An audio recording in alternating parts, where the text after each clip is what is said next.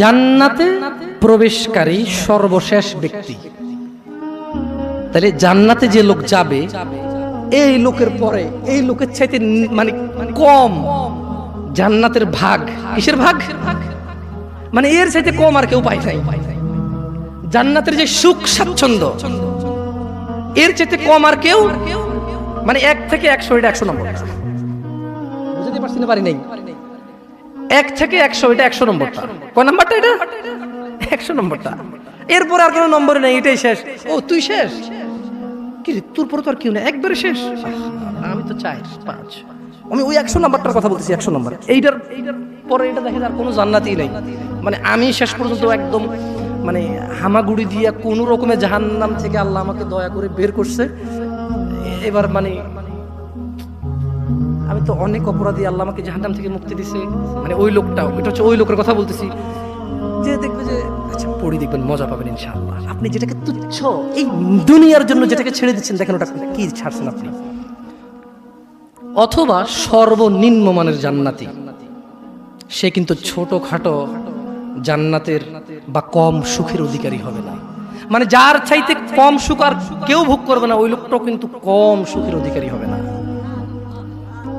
এই ব্যাপারে মহানবী সাল্লাল্লাহু আলাইহি ওয়াসাল্লামকে সাল্লাল্লাহু আলাইহি ওয়াসাল্লাম বলেছেন, সর্বশেষ যে ব্যক্তি জাহান্নাম থেকে বের হবে, বের হয়ে জান্নাতে প্রবেশ করবে, তার সম্পর্কে অবশ্যই আমার জানা আছে। কার জানা আছে বলেন তো?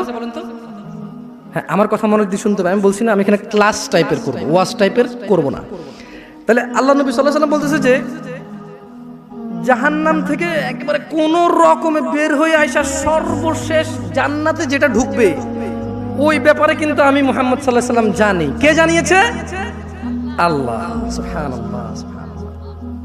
আচ্ছা, এক ব্যক্তি হামাগুড়ি দিয়ে বা বুকে ভর দিয়ে চলে যাবে, জাহান্নাম থেকে বের হবে। জাহান্নাম থেকে বের হলে তখন আল্লাহ জাল্লা ওয়া আলা, কে? আল্লাহ জাল্লা ওয়া আলা বলবেন। কাকে বলবেন বলেন তো? হ্যাঁ, দেখেন আপনারা মনোযোগ দিয়ে শুনছেন না, এই ওয়াজ কাজে আসবে না। তাই এক ব্যক্তি হামাগুড়ি দিয়ে বুকে ভর দিয়ে কোন রকমের জাহান্নাম থেকে বেরিয়ে আসবে, কার ইচ্ছায় নাকি আল্লাহর অনিচ্ছায়? ওই ব্যক্তির ক্ষমতায় নাকি আল্লাহর ইচ্ছায়, ভালোবাসায়? আচ্ছা, তখন আল্লাহ আযজা ওয়া জাল বলবেন। কে বলবেন? কাকে বলবেন বলেন তো? ব্যক্তিকে বলবেন যে যাও জান্নাতে ঢোকো। কি বলবে আল্লাহ? আল্লাহুম্মা ইয়া আল্লাহ আজআলনা, আল্লাহ আপনি আমাদেরকে জান্নাতীদের অন্তর্ভুক্ত করেন। ইয়া আল্লাহ, আল্লাহ আপনি আমাদের হিসাবকে সহজ করে দিন। সুতরাং জান্নাতের কাছে এলে ওই ব্যক্তির ধারণা হবে যে জান্নাতে তো জায়গাই দেখা যাচ্ছে না, তা সব মানুষ সব নিয়ে নিল, পেয়ে গেল, যার যার দখল। এই যে এখানে একজন বসছেন, আরেকজন কি বসতে পারতেছে? ওই পিছনের ছেলেগুলা জায়গা থাকা অবস্থায় বসতেছে না, ইচ্ছকে সমস্যা নাই, কথা যেহেতু শুনতেছে। কিন্তু যদি অবস্থা এমন হইতো যেখানে চেয়ার 500টা চেয়ার আছে আর 500টাই ফুল, ওই ছেলে আসার পরে এখানে জায়গা দেখবে আর বলবে কি রে, চেয়ার যা আছে তা তো ফুল হয়ে গেছে, চেয়ার যা আছে তা তো ওই লোক বলবে যে কি রে জান্নাত, আল্লাহকে বলবে জান্নাতে ঢুকো। সে জান্নাতের কাছে এসে বলবে যে জান্নাত ফুল হয়ে গেল, তার ঢোকার জায়গায় খুঁজে পাচ্ছি না, কই ঢুকবো, সব তো মানে ফুল হয়ে গেছে। হ্যাঁ, ফলে সে ফিরে এসে বলবে, তাহলে সে আবার ওই যে জায়গায় আল্লাহর সাথে কথা হয়েছে তার, ওই যে আল্লাহ তাকে বলবে যাও জান্নাতে যাও, সে ফিরে এসে বলবে হে আল্লাহ, জান্নাত তো পরিপূর্ণ দেখলাম। আল্লাহ সুবহানাহু ওয়া তাআলা বলবেন যাও জান্নাতে প্রবেশ করো। তখন সে জান্নাতের কাছে এলে তার ধারণা হবে যে জান্নাত তো ভরে গেছে, তো পরিপূর্ণ হয়ে গেছে। তাই সে আবার ফিরে এসে বলবে ইয়া আল্লাহ। তার মানে মানুষ আল্লাহর সাথে কথা বলবে। মানুষ কার সাথে কথা বলবে? আল্লাহু আকবার, আল্লাহু আকবার। আর জান্নাতি ছাড়া কেউ কথা আল্লাহর সাথে বলতে? আল্লাহ জান্নাতীদের সাথে কথা বলবে ইনশাআল্লাহ। আল্লাহ জান্নাতীদেরকে দেখা দেবে ইনশাআল্লাহ। জান্নাতীরা জান্নাতের সমস্ত নেয়ামত ভুলে যাবে আল্লাহকে দেখে। লা ইলাহা ইল্লাল্লাহ। আল্লাহ বলবে যাও জান্নাতে যাও। সে এসে বলবে যে ইয়া আল্লাহ জান্নাত তো পরিপূর্ণ হয়ে গেল, এটা সে ধারণা করে নেবে। ঠিক আছে, তাই সে বলবে ইয়া আল্লাহ, জান্নাত পরিপূর্ণ হয়ে গেল। তখন আল্লাহ সুবহানাহু ওয়া তাআলা বলবেন যে যাও জান্নাতে প্রবেশ করো। কয়বার বললো? এরপর আল্লাহ বলল যে তোমার জন্য থাকলো পৃথিবীর সমতুল্য। কার সমতুল্য? বলেন তো পৃথিবীটা কত বড়? কে বলতে পারে? একজনও পারবেন না। পারবেন? এই যে আটলান্টিক মহাসাগরটা কি পৃথিবীর বাইরে? বঙ্গোপসাগরটা কি পৃথিবীর বাইরে? অ্যামাজন জঙ্গল এটা কি পৃথিবীর বাইরে? এই পৃথিবীতে যতগুলো দেশ স্বাধীন অথবা পরাধীন এগুলো কি পৃথিবীর বাইরে? পশ্চিম থেকে পূর্ব, উত্তর থেকে দক্ষিণ পৃথিবীর বাইরে? তো সাইজ কত বড়! লা ইলাহা ইল্লাল্লাহ।